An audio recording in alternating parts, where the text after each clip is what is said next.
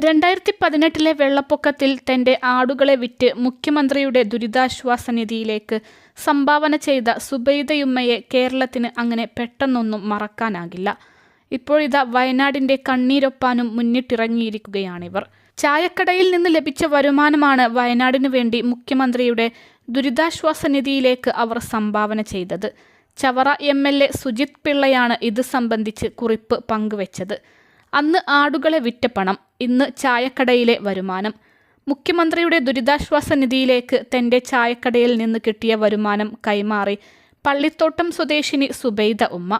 വയനാട് ഉരുൾപൊട്ടലിനെ തുടർന്ന് ദുരിതമനുഭവിക്കുന്നവർക്കായി 10,000 രൂപയാണ് സുബൈദ ഉമ്മ കൈമാറിയത്. കളക്ടറേറ്റിലെത്തി ജില്ലാ കളക്ടർക്ക് നേരിട്ട് തുക കൈമാറുകയായിരുന്നു. പള്ളിത്തോട്ടം പോലീസ് സ്റ്റേഷന് സമീപം ചായക്കട നടത്തിയാണ് സുബൈദ ഉമ്മ ഉപജീവനമാർഗം കണ്ടെത്തുന്നത്. വെള്ളപ്പൊക്ക സമയത്ത് ആടുകളെ വിറ്റ പണം മുഖ്യമന്ത്രിയുടെ ദുരിതാശ്വാസ നിധിയിലേക്ക് സംഭാവന നൽകിയിരുന്നു, കുറിപ്പിൽ പറഞ്ഞു.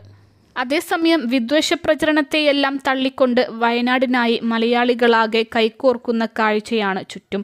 ദുരിതാശ്വാസ നിധിയിലേക്ക് നിരവധി പേരാണ് സംഭാവന നൽകുന്നത്.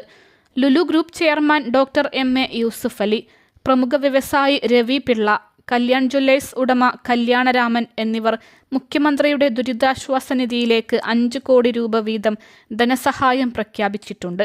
വിഴിഞ്ഞം പോർട്ട് അദാനി ഗ്രൂപ്പും 5 കോടി രൂപ സഹായം വാഗ്ദാനം നൽകിയിട്ടുണ്ട്.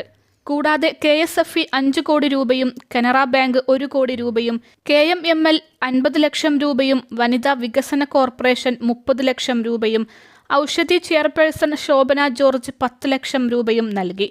തമിഴ് ചലച്ചിത്ര നടൻ വിക്രം 20 ലക്ഷം രൂപ കൈമാറിയിട്ടുണ്ട്. ടിബറ്റൻ ആത്മീയ നേതാവ് ദലൈലാമ ട്രസ്റ്റ് 11 ലക്ഷം രൂപ സംഭാവനയായി പ്രഖ്യാപിച്ചിട്ടുണ്ട്. എല്ലാ മന്ത്രിമാരും 1 മാസത്തെ ശമ്പളം ദുരിതാശ്വാസ നിധിയിലേക്ക് സംഭാവന നൽകാൻ തീരുമാനിച്ചതായും മുഖ്യമന്ത്രി അറിയിച്ചു.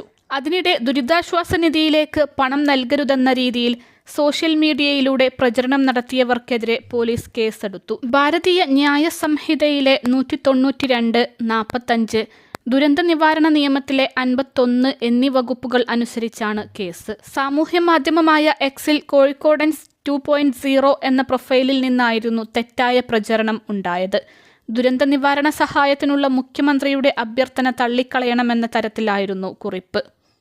അൽസലാമ ഐ ഹോസ്പിറ്റൽ 21 ലക്ഷത്തോളം സന്തുഷ്ടരായ ഉപഭോക്താക്കളും 2 ലക്ഷത്തോളം തിമിര ശസ്ത്രക്രിയകളും പൂർത്തിയാക്കിയ മലബാറിലെ ഏക കണ്ണാശുപത്രി. ലോകോത്തര നിലവാരമുള്ള ചികിത്സാ സംവിധാനങ്ങൾ, എല്ലാ നേത്രരോഗ ചികിത്സാ സൗകര്യങ്ങളും വിദഗ്ധരായ ഡോക്ടർമാരുടെ മേൽനോട്ടത്തിൽ. Al Salama eye hospital, hospital road, Perinthalmanna.